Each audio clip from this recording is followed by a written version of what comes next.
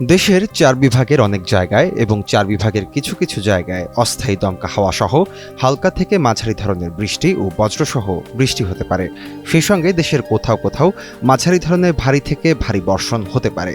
অপরিবর্তিত থাকতে পারে সারা দেশের দিন ও রাতের তাপমাত্রা। অপরদিকে আজ সন্ধ্যা ৬টা পর্যন্ত আবহাওয়ার পূর্বাভাসে বলা হয়েছে, খুলনা, বরিশাল, চট্টগ্রাম ও সিলেট বিভাগের অনেক জায়গায় এবং রংপুর, রাজশাহী, ঢাকা ও ময়মনসিংহ বিভাগের কিছু কিছু জায়গায় অস্থায়ীভাবে দমকা হাওয়া সহ হালকা থেকে মাঝারি ধরনের বৃষ্টি ও বজ্রসহ বৃষ্টি হতে পারে। ঢাকা ও এর পার্শ্ববর্তী এলাকায় আকাশ আংশিক মেঘলা থেকে অস্থায়ীভাবে মেঘলা থাকতে পারে বলে জানিয়েছে আবহাওয়া অফিস। বিজ্ঞপ্তিতে বলা হয়েছে, ঢাকা ও পার্শ্ববর্তী এলাকায় আকাশ আংশিক মেঘলা থেকে অস্থায়ীভাবে মেঘলা থাকতে পারে। সেই সঙ্গে দক্ষিণ বা দক্ষিণ পূর্ব দিক থেকে ঘন্টায় 10 থেকে 15 কিলোমিটার বেগে বাতাস প্রবাহিত হতে পারে। এ সময় হালকা বৃষ্টি হতে পারে এবং দিনের তাপমাত্রা অপরিবর্তিত থাকার সম্ভাবনা রয়েছে।